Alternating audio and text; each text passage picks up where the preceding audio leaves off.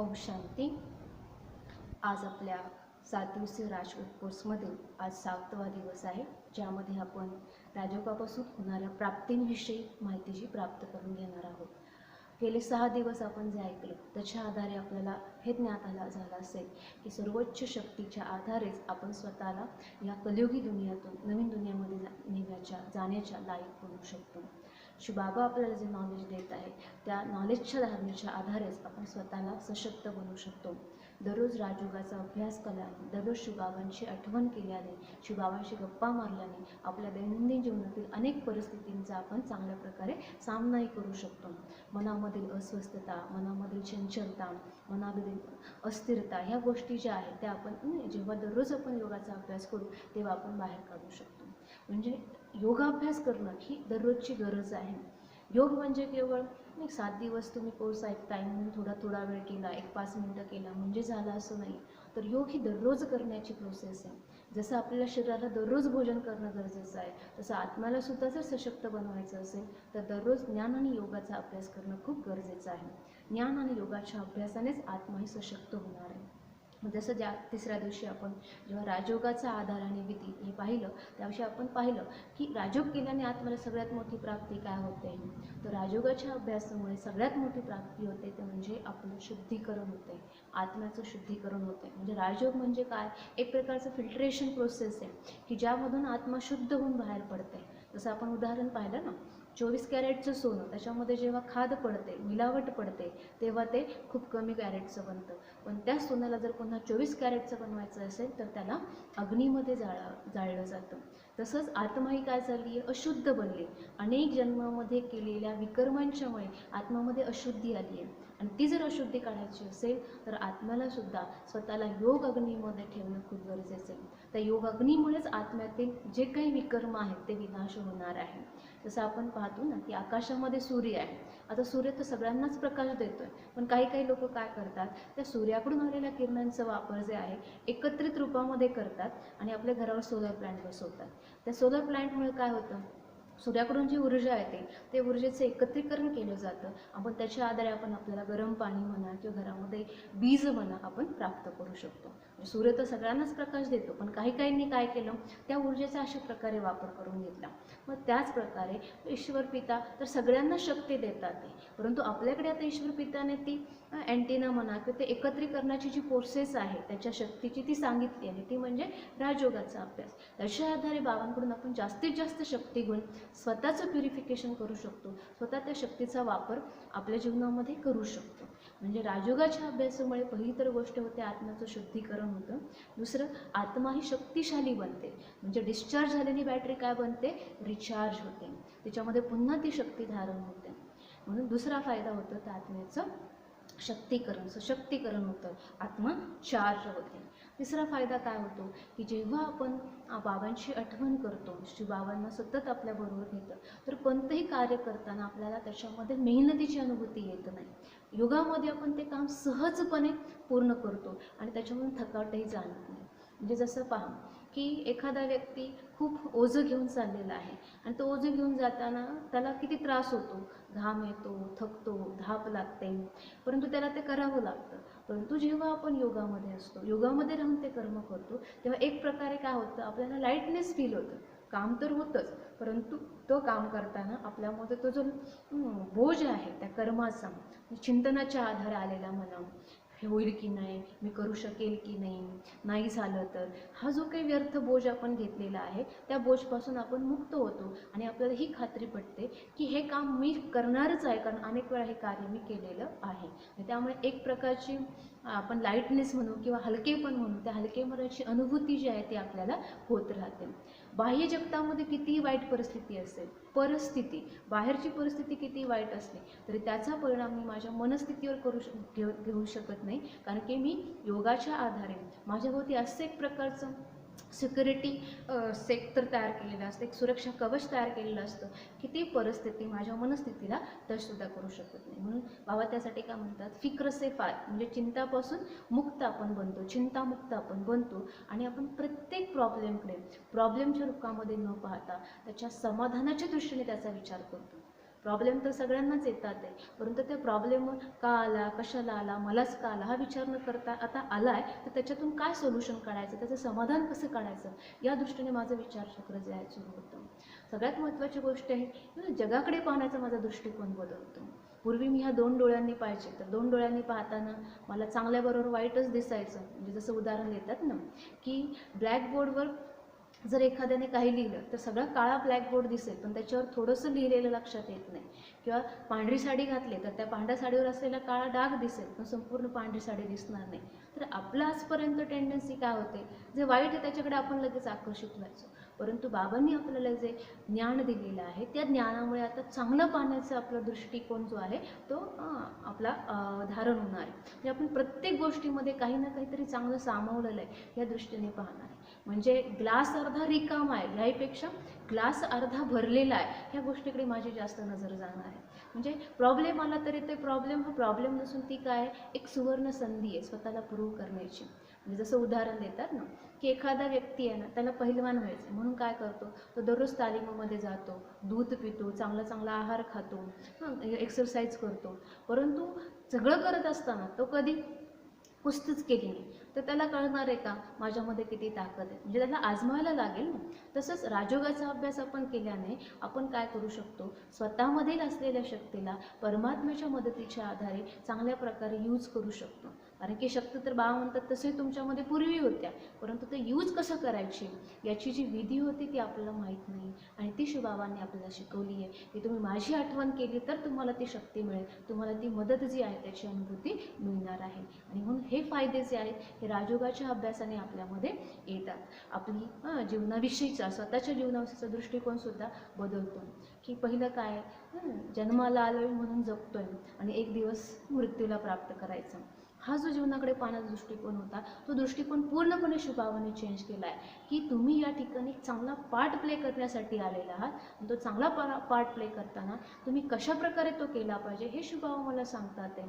तुम्ही इतरांशी कसं वागलं पाहिजे, तुमची चालचलन कशी असली पाहिजे, तुम्ही बोललं कसं पाहिजे, तुम्ही काय ऐकलं पाहिजे, तुम्ही काय पाहिलं पाहिजे, हे शिवबाबा मला दररोज सांगतात आहे.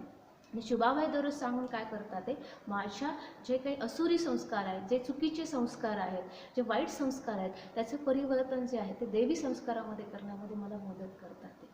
म्हणजे जी आत्मरूपी बॅटरी जसं पाहिलं डिस्चार्ज झाली होती ती आता काय होते, चार्ज होते, त्याच्यामध्ये ती शक्ती जी आहे ती भरली जाते. तर हे फायदे मला शिवबाबांची आठवण केल्याने दररोज होत आहेत. मग अजून फायदा जे होतो तर आपल्यामध्ये आपल्या जीवनामध्ये आपण अष्टशक्तींची धारणा करतो आणि अष्टशक्तींचं प्रतीक म्हणून अष्टभुजा देवीची पूजा केली जाते की जिला 8 हात दाखवले जातात. तर 8 हाताची तर वास्तविक कोणी देवी देवता नाहीच आहे, तर 8 हात हे शक्तीचं प्रतीक आहे. आणि म्हणून या 8 शक्ती आपल्यामध्ये धारण होतात. त्यामध्ये पहिली शक्ती आहे ती म्हणजे सहन करण्याची शक्ती.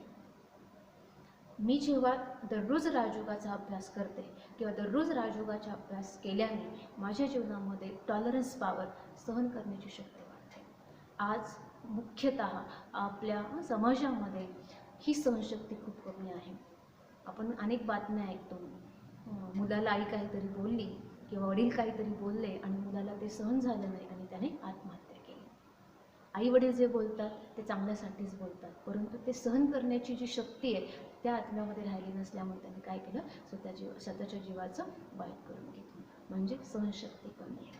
परंतु राजयोगाच्या अभ्यासाने ह्यापेक्षाही किती वाईट परिस्थिती आली तरी आपण काय करू शकतो, त्याला सहन करू शकतो. म्हणजे परिस्थितीला सहन करण्यापेक्षा आपण व्यक्तीला सहन करू शकतो. बऱ्याच वेळा काय होतं, ही व्यक्ती माझ्याशी अशी का वागली हे सहन न झाल्यामुळे व्यक्ती स्वतःला आपण इजा करून घेतो. परंतु राजयोगी व्यक्ती जो आहे तो प्रत्येक व्यक्तीकडे प्रत्येक परिस्थिती एक वेगळ्या दृष्टिकोनातून पाहतो. त्यामुळे त्याचा थिंकिंग पॅटर्नच चेंज झालेला असतो. म्हणजे जसं आपल्याकडे एक म्हण आहे ना, टाक्याचे घाव सोसल्याशिवाय देवपण येत नाही. जर दगडातून मंदिरातील मूर्ती घडायची असेल तर त्या दगडाला टाक्याचे घाव सोसावे लागतील, तरच त्याच्यातून सुंदर मूर्ती बाहेर पडेल. परंतु जर त्या दगडाने टाक्याचे घाव सोसले नाही तर त्या दगडाची जी किंमत आहे, त्या दगडाचं जे स्थान आहे ते मंदिराच्या पायथ्याशीच राहणार आहे. आणि म्हणून हे लक्षात घेतलं पाहिजे की जर मला सहन करायचं असेल तर मला राजयोगाचा अभ्यास केला पाहिजे आणि मला स्वतःला प्रिपेअर केलं पाहिजे, तरच मी पूजनीय लायक, गायनीय लायक आणि वर्णनीय लायक बनू शकतो. आणि सहन केल्याने आपल्याला काही त्रास होणार नाही. आपल्याकडे चुकीची म्हण किंवा चुकीचं वाक्य अभिप्रेत आहे की मजबुरी का नाव महात्मा गांधी, सहन का करतोय, मजबुरी आहे म्हणून. परंतु पहा, सहन करणं ही मजबुरी नाही आहे, तर सहन करणं ही शक्ती आहे. आपण लक्षात ठेवलं पाहिजे. सगळेच लोक सहन करू शकत नाही आणि सहन केल्याने आपल्याला निश्चितचपणे श्रेष्ठत्व प्राप्त होणार आहे, त्यांनी काही गैर होणार नाही आहे, हे आपण लक्षात घेतलं पाहिजे. म्हणून सहन करण्याची शक्ती जी आहे ती आपल्यामध्ये धारण होते. त्याचं मूर्तिमंत उदाहरण म्हणजे आपण प्रकृती पहा, झाडं पहा, पाणी, सागर पहा, नदी पहा. आपण त्यांना किती त्रास देतोय, वृक्षतोड करतो, वृक्षाला दगड मारतोय, पोल्युशन करतोय, परंतु तरीसुद्धा ते सहन करतात आहे. त्यांनी त्यांचा देण्याचा गुणधर्म कधी सोडलेला नाही आहे. जल जे आहे त्याला पाणी देण्याचं काम करतं आहे, झाड जे आहे ऑक्सिजन देण्याचं काम करतं आहे, फळफूल देण्याचं काम करतं आहे, ते सहन करत आहे. म्हणून बहुतेक 5 तत्वांना आपण पूजनीय लायक म्हणतो. या 5ही तत्वांची आपण पूजा करतो. आणि म्हणून सहनशक्तीची धारणा आपण जर दररोज राजयोगाचा अभ्यास केला तर आपल्यामध्ये होऊ शकते. दुसरी शक्ती आहे ती म्हणजे सामावण्याची शक्ती. हे पहा, सर्व नद्या ज्या आहेत एकदा शेवटी सागराला जाऊन मिळतात. आपण सागर कधी हा भेदभाव करत नाही की बाबा ही नदीचं पाणी खूप शुद्ध आहे तर तिला मी माझ्या स्वतःमध्ये घेतो, परंतु ही नदी जी आपल्याबरोबर खूप काळ केरकचरा घेऊन आली तिला मी अलाव करणार नाही. तो सगळ्यांना सामावून घेतो आणि सामावून घेतल्यानंतर त्यांच्याबरोबर जर काय केरकचरा आले त्याला काय करतो, तो किनाऱ्याला सोडतो. जसं संसार हा सागरासारखा आहे आणि त्या सागरामध्ये तर आपल्याला राहायचं आहे. अनेक चांगल्या आणि वाईट प्रवृत्तीच्या लोकांच्या संपर्कात ते आपल्याला यावंच लागणार आहे, त्यांच्याबरोबर तर आपल्याला कार्यभार करावाच लागणार आहे. तो न करता चालणारच नाही. मग ते करताना जर मी चुकीचा दृष्टिकोन ठेवून जर त्यांच्याशी वागले तर मी कधीच चांगल्या प्रकारे त्यांच्याशी राहू शकत नाही. परंतु जर मी माझा दृष्टिकोनच बदलला की प्रत्येकामध्ये काही ना काहीतरी विशेषता सामावलेली आहे आणि ती विशेषता मला पाहिजे. जसं हंसाचं उदाहरण आहे ना, हंस काय करतो, फक्त मोतीच वेचतो किंवा दूध आणि पाणी याच्यामधलं फक्त पाणीच ग्रहण करतो. तसं मला हंसबुद्धी बनायचं आहे. जे चांगलं आहे ते धारण करायचं आहे, जे माझ्या कामाचं नाही त्यांना सोडून द्यायचं, त्याच्याकडे पाहायचंही नाही. मनुष्य बाग म्हणतात, देखते हुए भी नाही देखो, पाहूनसुद्धा नका पाहू, कारण की त्याला पाहून तुम्हाला काही फायदाच होणार नाही आहे ना. आणि म्हणून मला असं हंसबुद्धी बनायचं आहे. आणि जेव्हा मी त्या प्रत्येक व्यक्तीमध्ये चांगुलपणा पाहिल ना, तेव्हा काय होईल, सगळ्यांशी मी सगळ्यांना मी सामावून घेऊ शकतो, सगळ्यांशी प्रेमाने मी राहू शकतो. पण जर वाईट गुण पाहिले ना तर मला त्या प्रेमाने सगळ्यांशी राहता येणार नाही. आणि म्हणून दररोज राजयोगाचा जर अभ्यास केला तरी सामावण्याची शक्ती जी आहे आपण चांगल्या प्रकारे धारण करू शकतो. तिसरी शक्ती आहे ती म्हणजे परखण्याची शक्ती.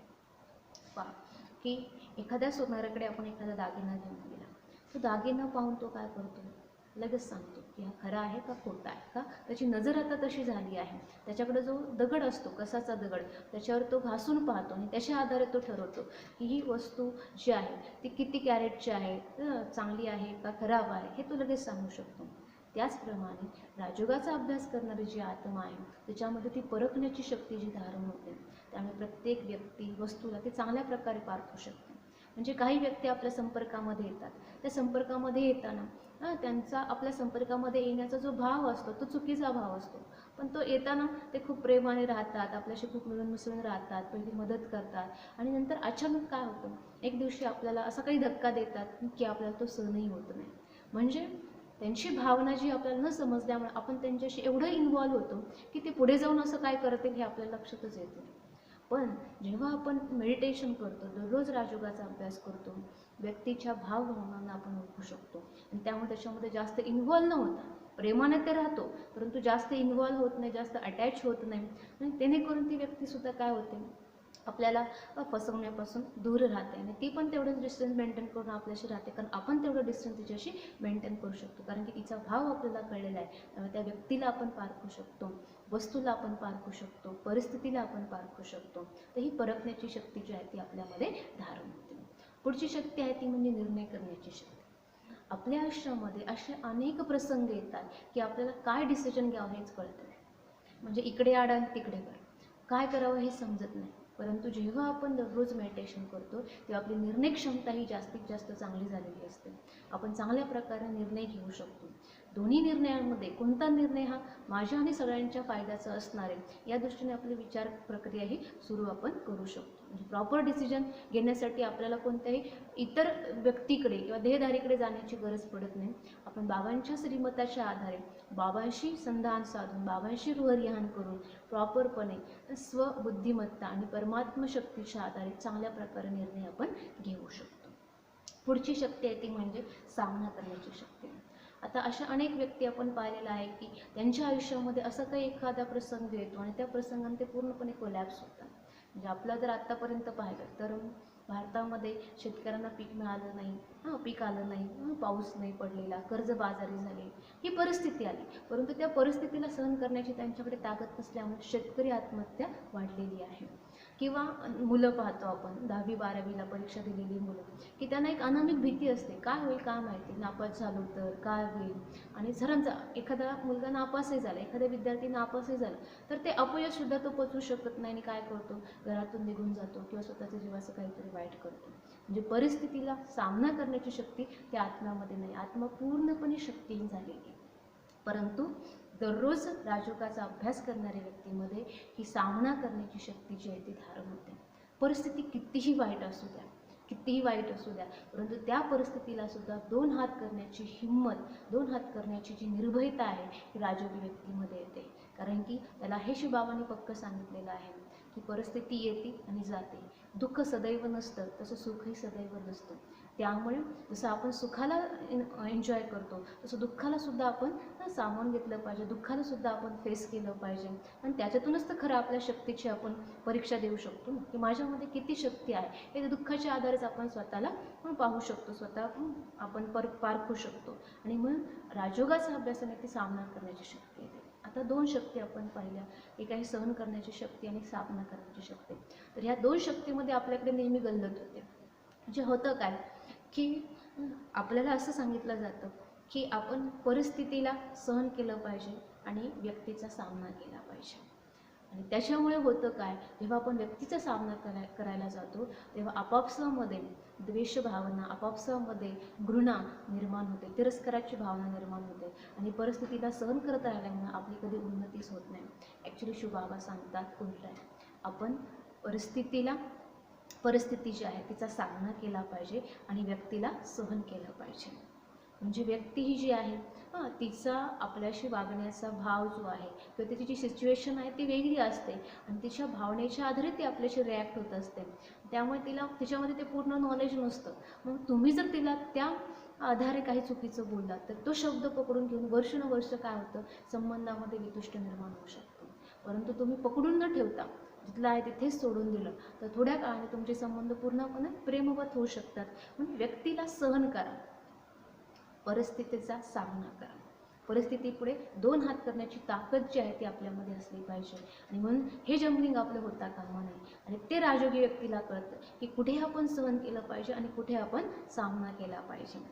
आजपर्यंत आपलं उलटच झालं ना, आपण काय केलं, परिस्थितीला सहन करत आलो आणि व्यक्तीचा सामना करत आलो. त्याच्यामुळे आयुष्यामध्ये जास्त त्रास आपल्याला व्हायला सुरुवात झाली. म्हणून ही सुद्धा बुद्धी असणं आवश्यक आहे की कोणत्या क्षणी कोणती शक्ती वापरायची. आणि ती जी निर्णय करण्याची शक्ती आहे ना ती शिवबाबाच आपल्याला देतात. जर आपण त्यांच्या कनेक्शनमध्ये निरंतर राहिलो तरच ती प्राप्ती आपल्याला होऊ शकते. आणि म्हणून सहन करण्याची शक्ती ही आपण वापरतो, त्याचप्रमाणे सामना करण्याची शक्ती कुठे वापरायचे याची बुद्धी आपल्याला शिवबाबा देतात. पुढची शक्ती आहे ती म्हणजे सहयोग करण्याची शक्ती, कॉपरेशनची शक्ती. एकमेकांना सहयोग केला पाहिजे. म्हणजे आपली भारतीय संस्कृती काय, एकमेकांशी सहाय्य करू अवघे धरू सुपंथ. म्हणजे एकमेकांना सहाय्य करत आपण चांगल्या मार्गाला लागूया. परंतु आजकाल आपल्याकडे ही जी काही संस्कृती आहे ती कुठे ना कुठेतरी कमी होत चालली. म्हणजे पूर्वी आपला नारा काय होता, वसुधैव कुटुंबकम. म्हणजे ही सारी वसुधा म्हणजे माझं कुटुंब आहे, आपण एका परिवाराचे हिस्सा आहोत, विश्वची माझे घर, अशी आपली भावना होती. पण आता ती भावना काय झाली, संकुचित झाली. हे विश्वची माझे घर नाही, हे घरच म्हणजे माझं विश्व, अशी आपली भावना झाली. माझ्या 4 भिंतीमध्ये काय चाललंय, माझ्या परिवारामध्ये काय चाललंय याच्याशी मला घेणं देणं, बाहेर काय चाललंय याच्याशी मला काही घेणं देणं नाही. म्हणजे रस्त्याने चालताना जर एखाद्या व्यक्तीचा ॲक्सिडेंट झाला तर आपण काय केलं पाहिजे, सहयोग केला पाहिजे. त्याला दवाखान्यामध्ये नेलं पाहिजे, पोलिसांना इन्फॉर्म केलं पाहिजे. परंतु आज ती सहयोगाची वृत्ती राहिलेलीच नाही. परंतु आज लोकांची काय वृत्ती झाली आहे, ॲक्सिडेंट झाला ना तर पाहण्याचं काम करते, एखादा अत्याचार होत असेल तर पाहण्याचं काम करते, याच्याही पुढे जाऊन आजकाल त्याचं शूटिंग करून ते ग्रुपवर टाकते. परंतु गरज काय आहे हे ओळखणार नाही. म्हणजे आपण फक्त बघ्याची भूमिका घेतली आहे. त्याच ठिकाणी जर माझ्या घरातली एखादी व्यक्ती असते आणि त्यांच्यासाठी इतरांनी असं वागलं असतं तर मला कसं वाटलं असतं, हा विचार आज कोणीही करत नाही. त्यामुळे आपण खूप संकुचित वृत्तीचं झालो आहे, नॅरो माइंडेड झालेलं आहे. आपली जी बेहदची भावना आहे ती समाप्त झाली आहे आणि आपण फक्त आणि फक्त स्वतःबद्दल विचार करतो आणि म्हणून संयोगाची शक्ती जी आहे ती कमी झाली आहे.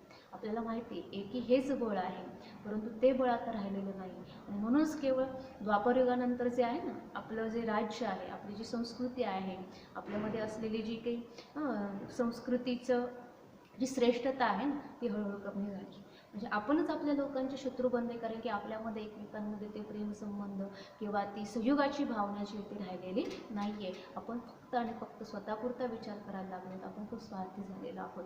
परंतु आपण मेडिटेशन जेव्हा करतो तेव्हा ती संयोगाची भावना आपल्यामध्ये निर्माण होते, कारण की त्याचं बीजच बाबांनी असं आपल्यामध्ये असं टाकलेलं आहे की आत्मा आत्मा भाई भाई आहे आणि आपण सगळे एका ईश्वराची मुलं आहोत. त्यामुळे ते एक फॅमिली फिलिंग जी आहे ती पारिवारिक भावना जी आपल्यामध्ये तयार होते आणि त्यामुळे कुणालाही मदत करताना आपण नको पुढे जायला असा विचार करत नाही की सगळ्यांना आपण सहयोग केला पाहिजे, सगळ्यांना आपण मदत केली पाहिजे.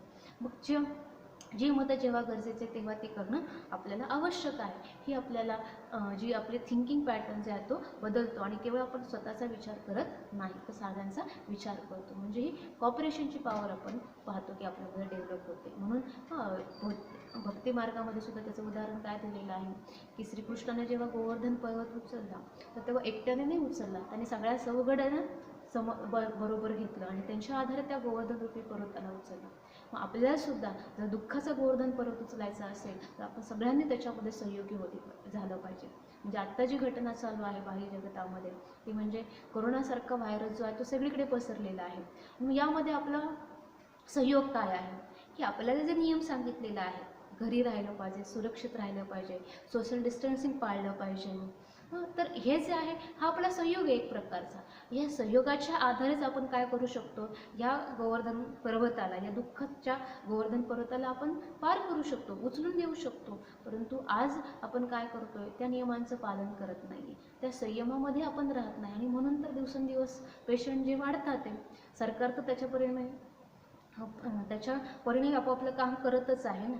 परंतु आपण सरकारला दोष देण्याआधी ॲज एक ह्युमन बीइंग, एक नागरिक म्हणून माझी काय सहयोग असला पाहिजे, या गोष्टीला मी ह्या गोष्टी पाळल्या पाहिजेत, हाच माझा खरा सहयोग आहे हे आपण लक्षात ठेवलं पाहिजे की जेणेकरून ह्या विषाणूचा संसर्ग जो आहे इतरांना कुणाला होणार नाही आणि त्याच्या संसर्गाला ब्रेक लागेल आणि तो विषाणू आपोआपच कमी होईल हे आपण लक्षात ठेवलं पाहिजे. आणि ही संयोगाची भावना जी आहे ही आपल्यामध्ये वृद्धिंगत होते. म्हणजे आपण केवळ एकट्यापुरता विचार न करता आपण साऱ्या विश्वाचा विचार करतो.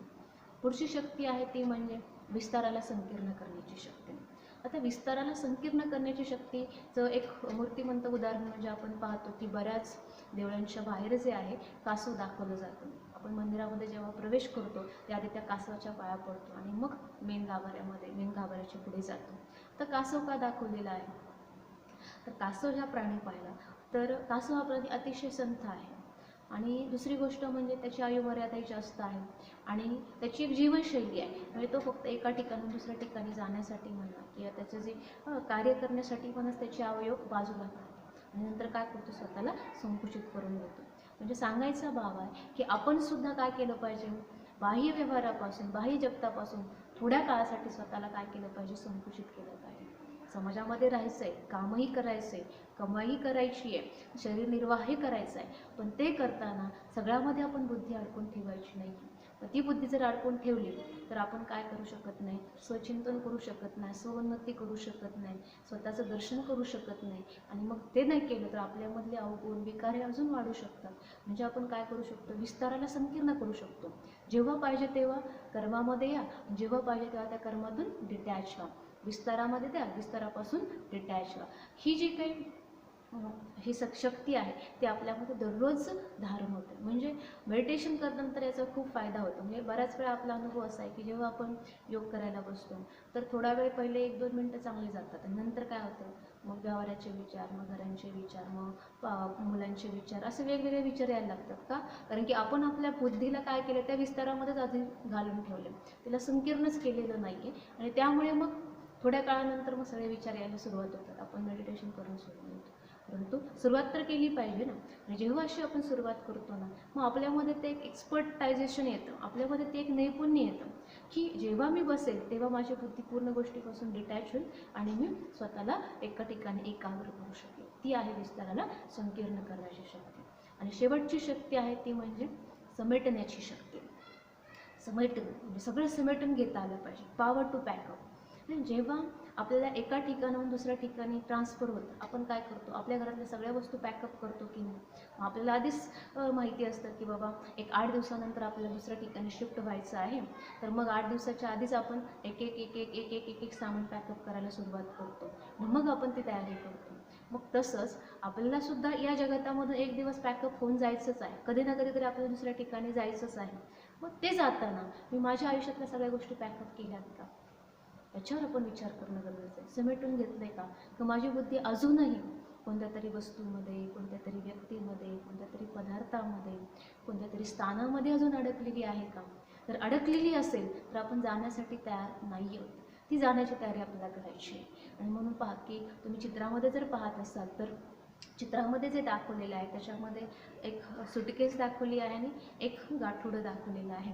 तर जेव्हा आपण एखाद्या ठिकाणी लांब जर्नीला जात असतो तर आपण अंथरूण पांघरूण बरोबर घेऊन जातो आणि जे व्हॅल्युएबल सामान आहे ते आपण घेऊन जातो, तर सुटकेसमध्ये ठेवतो. व्हॅल्युएबल सामान आपण सुटकेसमध्ये ठेवतो, अंथरूण पांघरूण आपण असंच वरती ठेवतो. त्याच्याकडे आपलं एवढं लक्ष नसतं. आपलं लक्ष कशाकडे असतं, त्या सुटकेसकडे असतं, कारण की त्याच्यामध्ये खूप इम्पॉर्टंट डॉक्युमेंट आहे.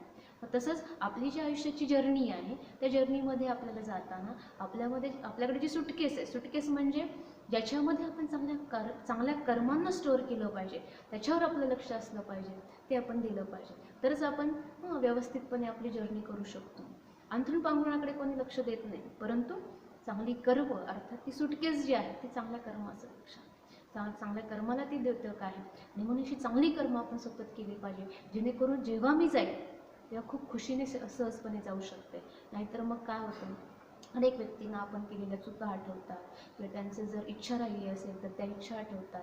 अशा छोट्या छोट्या इच्छामध्ये आपण अडकून पडतो आणि मग असं म्हटलं ना, अंतमती सोगती, म्हणजे अंतिम समयाला तुम्ही ज्याला प्राप्त कराल ना त्यालाच तुम्ही ज्याला आठवाल ना त्यालाच तुम्ही प्राप्त कराल. आणि मग जर अशी व्यक्ती झाली तर मग माझा फायदाच नाही मनुष्य जन्माला येऊन. तर मला परमात्मा प्राप्त जर होत असेल तर त्या परमात्मा प्राप्तीसाठी मला सदैव ईश्वराची आठवण करणं गरजेचं आहे. आणि जर मी नियमित तो अभ्यास केला तरच अंतिम समय मला त्याची आठवण येऊ शकेल. चांगली कर्म केली तरच अंतिम समय मला चांगली कर्म आठवतील ना. पण जर मी केलीच नाही तर कधीच आठवणार नाही. उलट वाईटच कर्मांची आठवण मला पश्चाताप करायला लागेल आणि मग पश्चाताप होईल, कारण मी माझा अख्खा जन्म ह्या चुकीच्या कर्मामध्ये घालवला. मला इतका वेळ मिळालेला होता, इतका समय परमात्म्याने दिला होता, तरी पण मी चांगली कर्म केलीच नाही, हा पश्चाताप करावा लागेल. आणि ती सुद्धा एक प्रकारची काय असणार आहे, सजा असणार आहे, कारण की समय तर निघून गेला, मग पश्चाताप करण्याशिवाय काही राहणार नाही आहे. आणि म्हणून जसं उदाहरण देतात की एखादा सैनिक जेव्हा सुट्टीसाठी बाँड्रीवरून तो घरी येतो, तर तो बाँड्रीवरून घरी आल्यानंतर त्याला खूप सारी कामं करायची असतात. तो येऊन एकच दिवस झालेला असतो आणि लगेच तिकडे युद्ध सुरू होतं, तर त्याला लगेच इमिजिएट बोलवलं जातं ना की तुला लगेच हजर राहायचं आहे. आणि मग तो असं म्हणत नाही की मी कालच आलो आहे, माझं काम काहीच झालं नाही आहे, मी कसं काय येणार, मी नाही येऊ शकत. तो जर असं म्हटलं तर काय करतात, त्याला नेपळून लगेच काढून टाकतात. तसंच त्याला कसं राहायला पाहिजे, नेहमी एव्हर रेडी, कधीही बोलवणं येऊ शकतं आणि आलं की बोलवून लगेच त्याला जावं लागणार आहे. तसंच मलासुद्धा कधी बोलवणं या शरीरातून पुढे जाण्यासाठी येऊ शकतं. आणि म्हणून जर मला पुढचा जन्म चांगला हवा असेल, जर मला परमात्मा प्राप्ती करायची असेल तर या जन्मामध्ये चांगले कर्म केले पाहिजेत, सदैव ईश्वरी चिंतन केलं पाहिजे, त्याचा अभ्यास सदैव केला पाहिजे. तरच मला अंतिम समयशी बाबांची आठवण येईल, अंतिम समय त्या चांगल्या कर्माची आठवण येईल आणि स्वतःला मी समेटून घेऊ शकतो. आणि मग माझा पुढचा प्रवास जो आहे तो चांगल्या प्रकारे मी करू शकतो. आणि म्हणून समेटण्याची शक्ती जी आहे ते आपणच आत्तापासून धारण करायला सुरुवात केली पाहिजे. स्वतःला चेकिंग केलं पाहिजे की माझी मनबुद्धी अजूनही कोणत्या वस्तूमध्ये तर अडकलेली नाही आहे, पण त्या व्यक्तीमध्ये तर अडकलेली नाही आहे ना, हा आपण स्वतःची चेकिंग केली पाहिजे. कारण की शेवटचा प्रवास जो आहे प्रत्येकाला आपापला एकटाच करायचा आहे. त्यामध्ये कोणीही आपल्याबरोबर नसणार आहे, फक्त शिवबाबासोबत. शिवबाबाच आपल्याबरोबर असू शकतात. पण शिवबाबांची सोबत आपल्याला तेव्हाच लाभेल जेव्हा आपण सतत आपण त्यांच्या सोबतीला राहू, सतत पहिल्यापासून तो अभ्यास करू, ती सवय करून घेऊ, तेव्हा शिवबाबांची सोबत जी आहे ती आपल्याला मिळणार आहे. आणि म्हणून आयुष्याचा जो प्रवास जो आहे तो एकट्याने करायचा आहे, त्या प्रवासाची तयारी आपण आत्तापासूनच केली पाहिजे. कधीही कुणालाही त्या प्रवासाला जायला लागू शकतं. कोणाला सांगून ते येत नाही, मृत्यू कोणाला सांगूनही येत नाही. मग त्या मृत्यूपूर्वी आपण स्वतःची तयारी करणं खूप गरजेचं आहे. आणि ती तयारी राजयोगी जी व्यक्ती जी आहे, राजयोगाचा अभ्यास करणारी जी व्यक्ती आहे, ती आधीपासूनच तयार करून ठेवलेली असते. म्हणजे कधीही ती जायला तयार असते. म्हणून इथे शिवबाबा सांगतात की खूप सुंदर वाक्य सांगतात की हर घडी को अंतिम घडी समजू. म्हणजे आता पुढचा क्षण माझ्यासाठी अंतिम क्षण आहे असं ठरवून तुम्ही जर जीवन जगलं तर आयुष्यामध्ये कधी तुम्ही वाईट कर्म करणार नाही. चांगलं कर्म तुम्ही संचित करत जाल, पुण्याचं खातं तुम्ही संचित करत जाल. आणि त्यामुळे जेव्हा तुम्ही जाल तेव्हा निश्चितचपणे आपल्या जो तो प्रवास असणार आहे तो चांगला होणार आहे. म्हणून अशा प्रकारे जेव्हा आपण दररोज राजयोगाचा अभ्यास करतो, आपल्यामध्ये या अष्टशक्तींची धारणा होते. ह्या अष्टशक्ती दाखवता येत नाही, परंतु व्यवहारामध्ये ते दिसतात, प्रत्येकाला दिसतात आणि प्रत्येकजण आपल्या आयुष्यामध्ये त्याची अनुभूती करू शकतो. योग्य वेळी योग्य टचिंग येणं हे सुद्धा एक महत्त्वाचं आहे ना. आणि जर व्यक्ती अभ्यास करत असेल तरच त्याला ते टचिंग येणार आहे. जर त्याचा अँटेना प्रॉपर सेट असेल तरच त्याला ते फ्रिक्वेन्सी तो कॅच करू शकतो. तसंच माझा बुद्धिरूपी अँटेनासुद्धा मला काय करावं लागणार आहे, व्यवस्थित तो लोकेट करावा लागणार आहे, प्रॉपर त्याला सेट करावं लागणार आहे. तरच मी शिवबाबांकडून ती टचिंग, ती कॅचिंग पॉवर मला मिळू शकते. आणि म्हणून जर आयुष्याला मला असं संपन्न बनवायचं असेल, आयुष्याला मला असं उज्ज्वल बनवायचं असेल, तर मी दररोज राजयोगाचा अभ्यास करणं गरजेचं आहे. तर या अष्टशक्तींच्या आधारे आपलं जीवन आपण आत्ता वर्तमानामध्ये सुद्धा खूप चांगल्या प्रकारे एन्जॉय करू शकतो. आहे त्या परिस्थितीमध्ये सुद्धा आपण सुखाची अनुभूती करू शकतो. भविष्यामध्ये तर आपण स्वर्गामध्ये जाणारच आहोत, परंतु आत्ता वर्तमानामध्ये सुद्धा आपण त्या स्वर्गीय सुखाची अनुभूती करू शकतो. ही आपल्यासाठी खूप मोठी भाग्याची गोष्ट आहे की जे कुणालाही शक्य नाही ते आत्ता आपल्याला शक्य होतं आणि ते केवळ आणि केवळ शिवबाबांमुळे शक्य झालेलं आहे. आणि म्हणून शिवबाबांचे आपण मनापासून आभार मानले पाहिजेत. शिवबाबांना मनापासून आपण सदैव मनामध्ये ठेवलं पाहिजे. म्हणून बाबा म्हणतात ना की तुम्ही सदैव आठवण करा माझी, तुम्ही मला तुमच्या हृदयात ठेवा, मी सुद्धा तुम्हाला माझ्या हृदयात ठेवेल. म्हणजे शिवबाबांना तर शरीर नाही आहे, परंतु शिवबाबा म्हणतात मी सदैव तुम्हाला काय ठेवेल, सेफ ठेवेल. आपल्याकडे एक विचार देतात ना की सगळ्यात जर सेक्युअर स्थान, सुरक्षित स्थान कोणतं असेल ना तर हृदय. म्हणजे आपण कोणाच्या हृदयामध्ये राहत असू ना तर त्यात म्हणजेच काय होतं, त्याच्यासाठी आपल्या मनामध्ये प्रेम आहे आणि त्या व्यक्तीमध्ये त्या आपल्याविषयी प्रेम आहे. पण जर आपण भगवानाच्या हृदयामध्ये राहील तर आपल्याला कोणीही टच करू शकत नाही. आणि भगवानाच्या हृदयामध्ये राहण्यासाठी पहिलं स्वतःला आपण प्रिपेअर करावं लागेल की माझं हृदय त्यालासाठी लायक बनवावं लागेल. भगवानाला जर मला माझ्या हृदयामध्ये ठेवायचं असेल तर माझं हृदय तेवढं स्वच्छ मला करावं लागणार आहे. जसं घरामध्ये पहा, आपण एखादा सण येणार असतो, दिवाळी असते, तर आपण घराची साफसफाई करतो ना, का तर दिवाळी येणार आहे, लक्ष्मीची आव्हान होणार आहे, मग त्यासाठी सगळी साफसफाई करतो. मग जर मला भगवानाला माझ्या हृदयामध्ये स्थान द्यायचं तर माझं हृदय मला किती शुद्ध ठेवावं लागेल, किती शुद्ध बनवावं लागेल. तर त्याची तयारी आपल्याला दररोज ज्ञान आणि योगाच्या अभ्यासाने आपण करू शकतो. म्हणजे ज्ञान ही या राजयोगी जीवनाची पहिली पायरी आहे आणि योग ही आहे ती योगाच्या आधारे आपल्याला होणारी ती प्राप्ती आहे. म्हणजे जोपर्यंत तुम्ही ज्ञान ऐकणार नाही तोपर्यंत तुम्ही योग लावू शकणार नाही, आणि जोपर्यंत तुम्ही योगाचा अभ्यास करणार नाही तोपर्यंत ज्ञानाची धारणा होऊ शकणार नाही. म्हणजे ह्या दोन्ही गोष्टी ज्या आहेत त्या एकमेकाशी संलग्न आहेत. ज्ञानही तेवढंच इम्पॉर्टंट आहे आणि योगही तेवढाच इम्पॉर्टंट आहे. योग लावण्यासाठी ज्ञान गरजेचं आहे आणि योग लावल्यानंतरच अनेक वेगवेगळ्या प्रकारे जे बाबा ज्ञान सांगतात त्याची धारणा आपल्या बुद्धीमध्ये होऊ शकते. आणि म्हणून बुद्धीला धारणायुक्त बनवण्यासाठी तिला रिफाईंड बनवणं गरजेचं आहे, तिला स्वच्छ बनवणं गरजेचं आहे. आणि ती स्वच्छतेची जी प्रक्रिया आहे ती योगाभ्यासाने होते. ती प्रक्रिया जी आहे ती आपण शिवबाबांच्या आठवणीमध्ये राहिल्याने होते. आणि म्हणून दररोज आपण योग केला पाहिजे, तरच आपल्यामध्ये या शक्तींची धारणाही होऊ शकते. मग जसं आपण योगाची जी प्रोसेस आहे ती दररोज तो थोडा वेळ पाहतोच आहे, थोडा वेळ आपण करतोय, शेवटचे 5 मिनटं म्हणा, 3 मिनटं म्हणा तो अभ्यास करतोय. मग आता ह्या 5 मिनटाचे 3 मिनटाचे 5 मिनटं, 5 मिनटाचे 10 मिनटं असं करत आपल्याला तो योगाभ्यास अजून वाढवायचं आहे. आणि त्यासाठी आत्ता लॉकडाऊनच्या काळामध्ये तुम्ही सेंटरपर्यंत येऊ शकत नाही, परंतु जेव्हा सेंटर उघडेल, म्हणजे जेव्हा लॉकडाऊन संपेल, तेव्हा तुम्ही तुमच्या जवळच्या नजीकच्या सेवा केंद्रामध्ये जाऊन आपण हा कोर्स पुन्हा एकदा ऐकू शकतो, किंवा तिथे जाऊन आपल्या मनामध्ये जे काही प्रश्न आहेत, ज्या काही शंका आहेत, त्यांनाही त्याचंही आपण निरसन करू शकतो. परंतु ते करण्यापूर्वी अजून तर आपल्या हातामध्ये खूप सारे दिवस आहेत. मग त्यावेळेस आपण थोडा थोडा घरी अभ्यास केला पाहिजे. कारण की सपोज माझ्याकडे एक खूप चांगली वस्तू आहे, म्हणजे सपोज माझ्याकडे एक खाण्याची डिश आहे आणि ती डिश ना खूप टेस्टी आहे. तर मी तुम्हाला सांगते की हा पदार्थ जो आहे तो खूप चवदार आहे, तुम्ही एकदा टेस्ट करून पहा.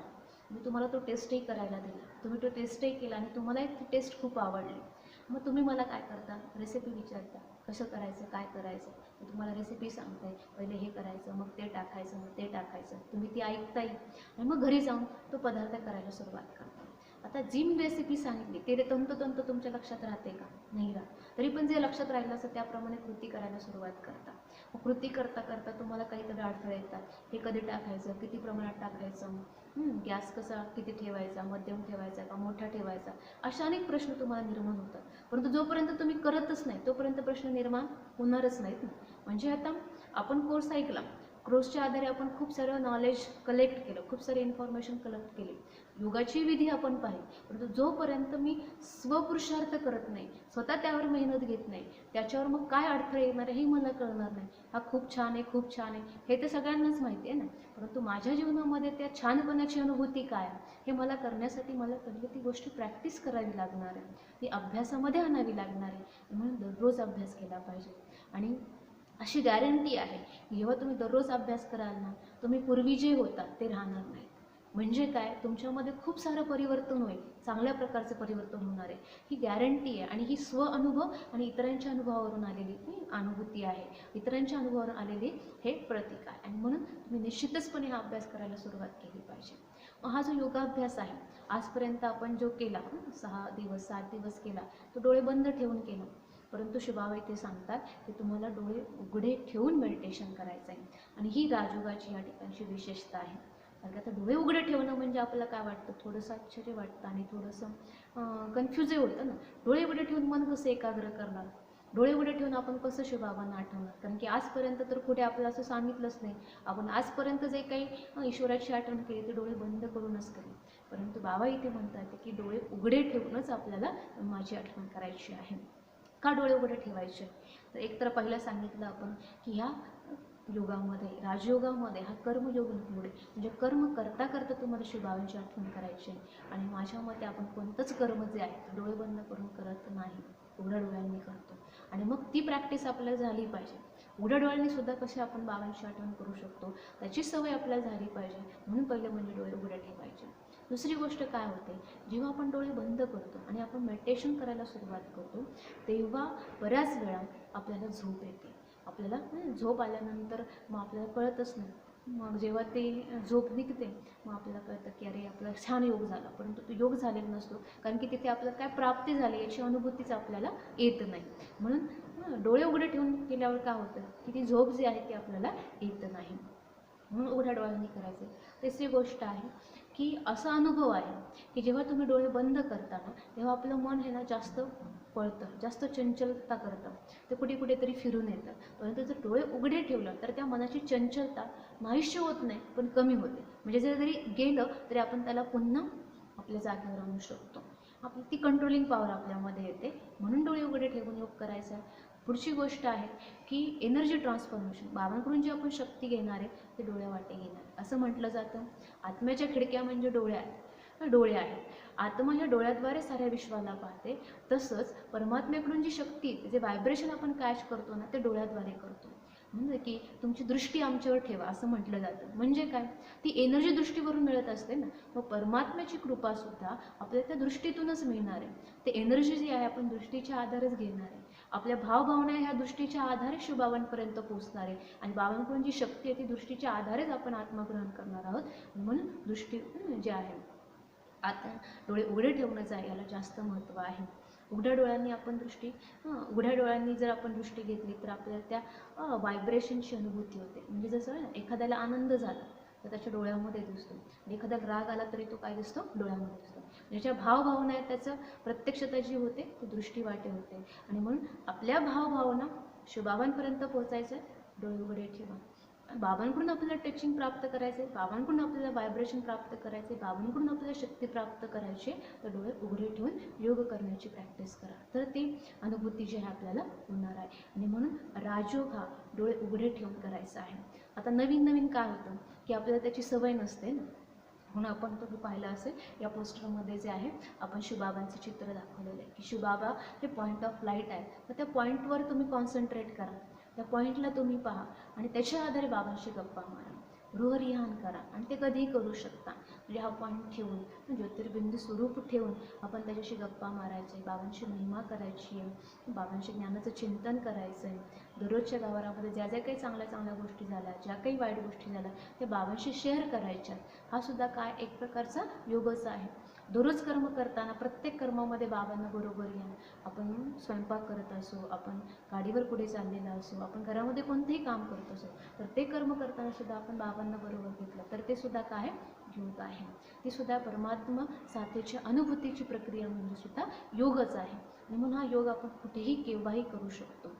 तर योगाची जी सवय आहे ती आपण दररोज लावली पाहिजे. केल्याने होत आहे रे, आधी केलीची पाहिजे. आत्तापासून सवय लावली तर नंतर जेव्हा लॉकडाऊन उघडेल तेव्हा तुम्ही ते करू शकता, नाहीतर मग ते करू शकणार नाही. म्हणून दररोज सवय. आणि पहा, मेडिटेशन केल्यानंतर पहिली तर प्राप्ती होते ती म्हणजे आंतरिक शांतीची प्राप्ती होते. जी मनाची अस्थिरता आहे, मन जे हेलकावे खाते, मनामध्ये जे वेगवेगळे चिंतन चालले, व्यर्थ चिंतन चाललेलं आहे, त्या चिंतनापासून आपण मनाला काय करतो, डायव्हर्ट करतो आणि त्याला सकारात्मक चिंतन देतो, त्याला शुद्ध चिंतन देतो, त्याला शक्तिशाली चिंतन देतो. आणि त्यामुळे as you think so you become, आपण शक्तिशाली बनू शकतो. आणि म्हणून हा अभ्यास आपल्याला जो आहे तो दररोज करायचा आहे. आता मेडिटेशन करताना आपल्याला सगळ्यात महत्त्वाची गोष्ट आहे ना, जर आपण पहाटे उठून जर राजयोगाचा अभ्यास केला ना तर त्याचा जास्त फायदा होतो. आता बऱ्याच लोकांना पहाटे उठण्याची सवय नसते, परंतु जर आपण त्या दिवशी त्या समयी उठलो तर काय फायदा होतो आहे आपल्याला माहिती. म्हणजे आपण जेव्हा लहान होतो तेव्हा आपण आपल्या घरातल्या मुलांना सुद्धा सांगतो की पहाटे उठून अभ्यास कर, चांगलं लक्षात राहतं. म्हणजे ब्रह्ममुहूर्त जो आहे त्याला आपण आपल्याकडे अमृतवेला म्हणतो.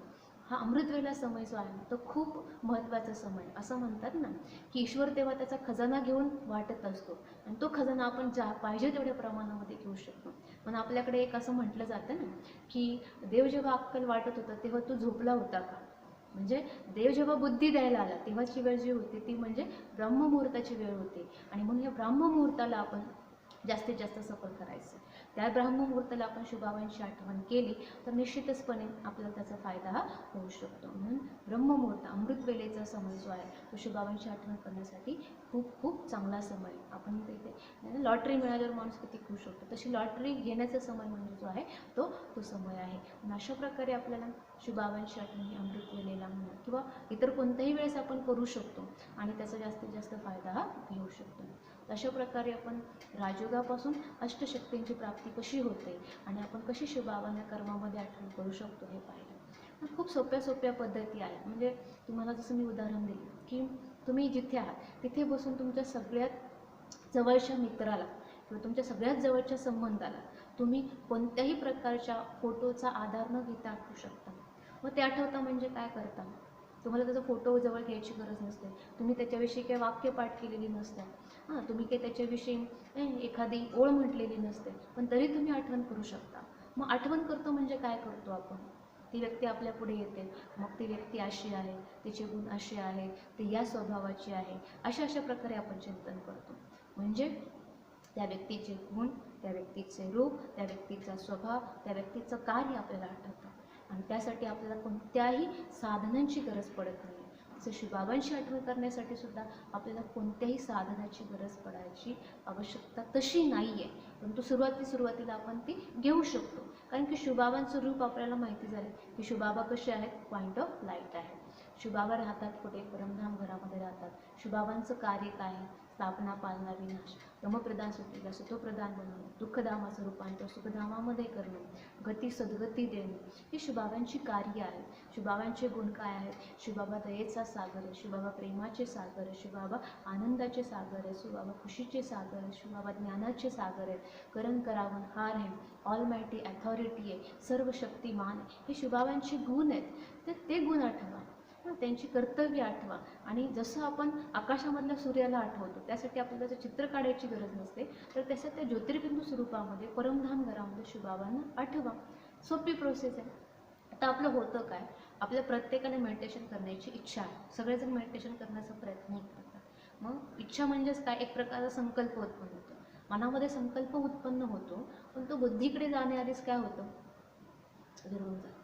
म्हणजे आपण तिथे बुद्धीला कामाला लावतच नाही. आणि म्हणून काय होतं, आपण मग मेडिटेशन थोडा वेळ केलं की आपण उठून जातो किंवा आपण ते सोडून देतो. तर मेडिटेशन करताना स्पेशली आपल्याला मन आणि बुद्धी या दोन्ही शक्तींचा वापर करायचा आहे. मनाचं काम आहे संकल्प करणं, बुद्धीचं काम आहे त्याचं चित्रीकरण करणं.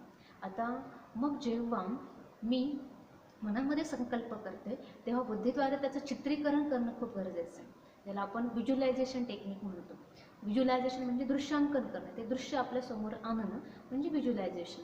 आता काही जण म्हणतात की काय, इमॅजिनेशन ही कल्पना आहे, परंतु कल्पना म्हणजे काय असतात, जे अस्तित्वात नाही त्याचा विचार करणं म्हणजे कल्पना. परंतु जे आहे, जे सांगितलं जाते त्याचं दृश्य पुढे आणणं म्हणजे काय आहे, दृश्यांकन, व्हिज्युअलायझेशन आहे.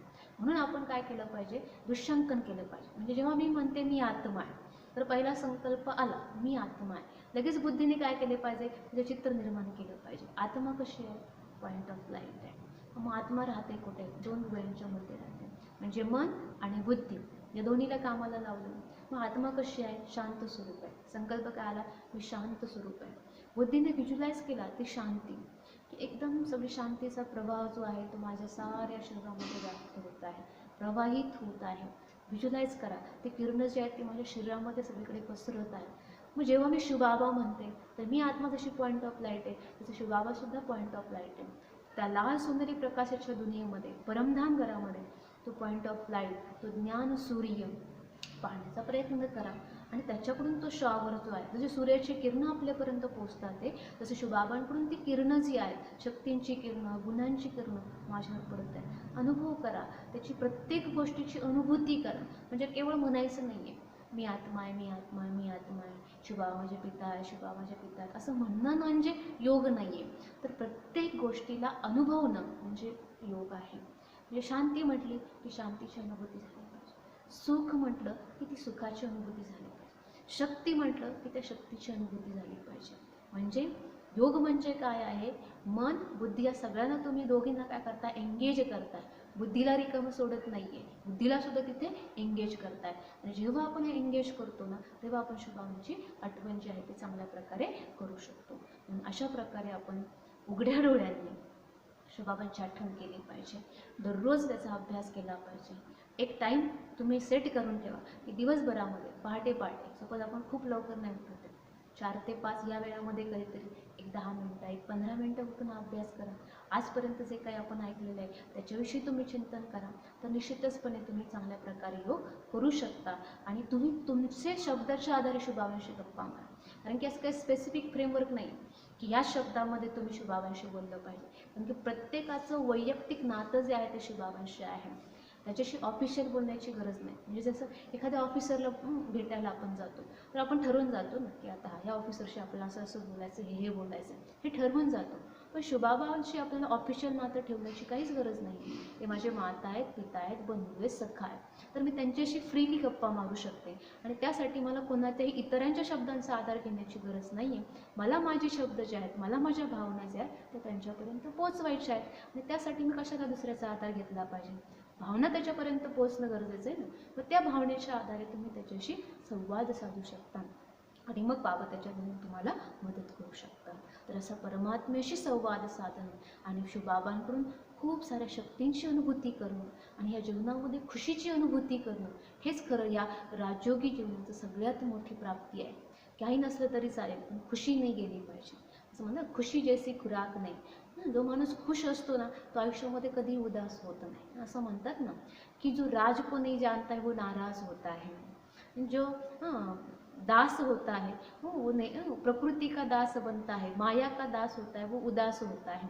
तर आपल्याला कशाचाही दास बनायचं नाही. मी माझ्या जीवनाचा मालक आहे आणि माझ्या जीवनाला गाईड करणारा तो परमात्मा आहे, तर त्याच्याप्रमाणे मला चालायचं आहे. आणि म्हणून जान जाय पर वचन न जाय. आणि ते शिवबाबा काय म्हणतात, जान जाय पर आपली खुशी न जाय. जाता तुझ्या चेहऱ्यावर काय पाहिजे, एक चांगल्या प्रकारचं स्माईल पाहिजे.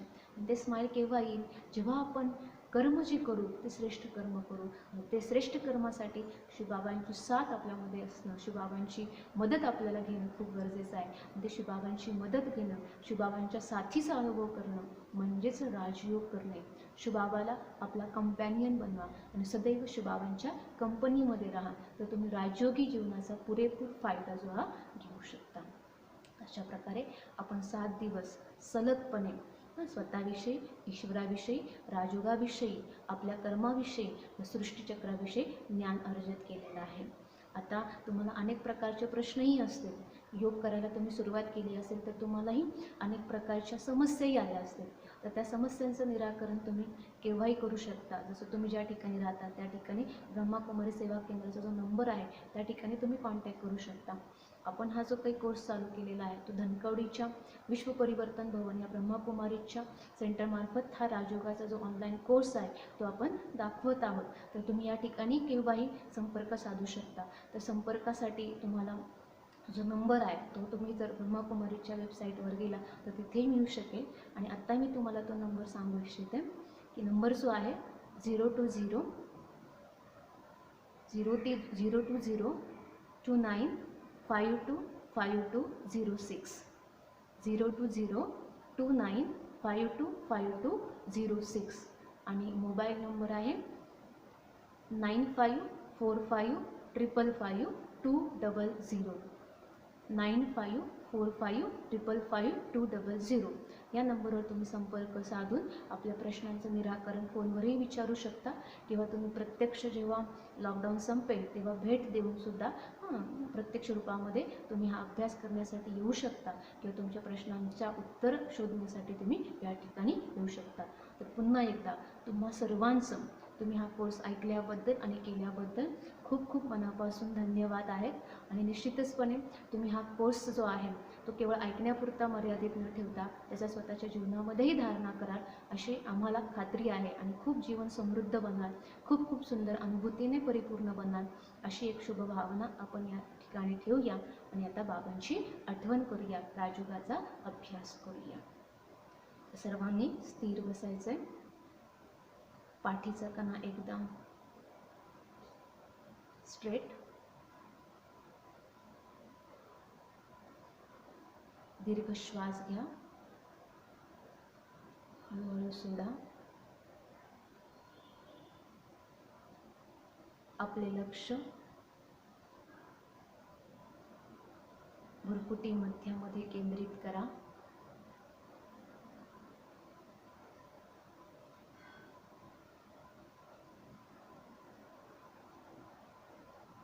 भुरकुटी सिंहासनावर विराजमान. मी चैतन्य शक्ती आत्मा आहे. चमकता सितारा.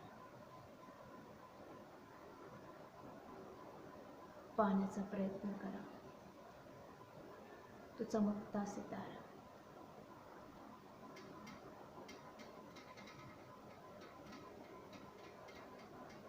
हा चमकता सितारा या देहरूपी वस्त्राला या ठिकाणीच ठेवून आपल्या घरी परत जाते. अनुभव करा, मी आत्मा या देहातून बाहेर येत आहे आणि माझ्या घराकडे, परमधामकडे वर वर जाते.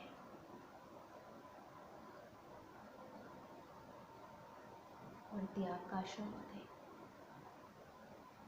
अजून वर सूर्य, चंद्र, तारे यांना क्रॉस करत करत मी आत्मा या पाचही तत्वांच्या पलीकडे एका शांतीच्या दुनियेमध्ये प्रवेश करते.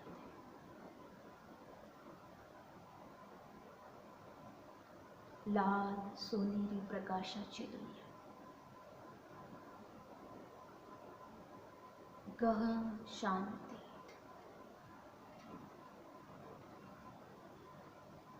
Deep silence. अनुभव करा त्या शांती.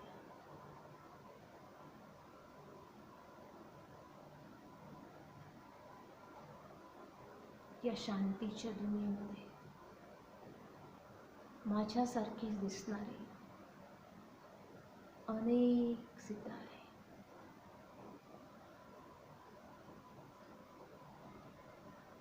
आणि या सिताऱ्यांमध्ये सगळ्यात वरती एक सितारा अर्थात परमपिता परमात्मा शिवबाबा. पहा शिवबाबांकडे आपल्या बुद्धिरूप नेत्राच्या आधारे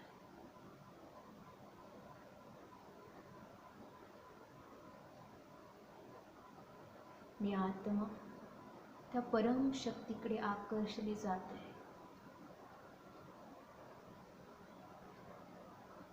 जसजसे मी आत्मा शिवबाबांच्या जवळ जाते,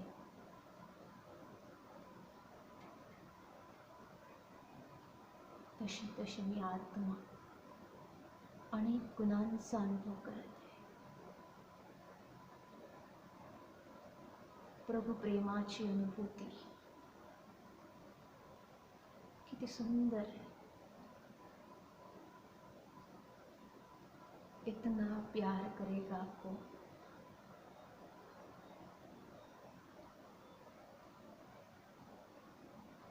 पूर्णपणे लीन झाले मी त्या प्रभू प्रेमामध्ये. मी आत्मा प्रेम स्वरूप बनले.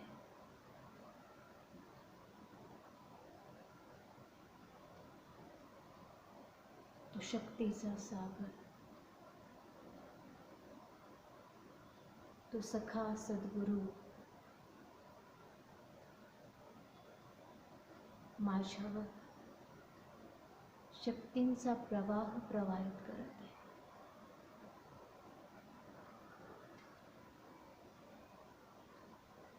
व ती शक्तीची किरणे मी अनुभवत आहे. मी मास्टर सर्वशक्तिमान बनली आहे, शक्ती संपन्न बनली आहे. ही प्रभू प्रेमाची, प्रभू सानिध्याची, प्रभू समीपतेची अनुभूती विलक्षण आहे, अवर्णनीय है, विलोभनीय है.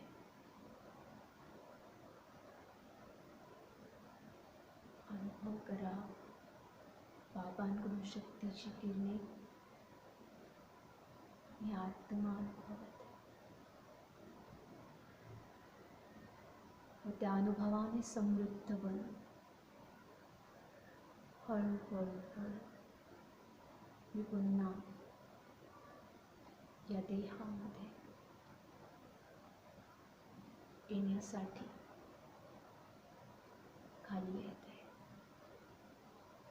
हळूहळू मी खाली येते. या पाच तत्वांच्या प्रकृतीमध्ये भरपुटी मध्यामध्ये मी स्थित झाली आहे. मी प्रेम स्वरूप आत्मा आहे. मी शांत स्वरूप आत्मा आहे. मी शक्ती स्वरूपात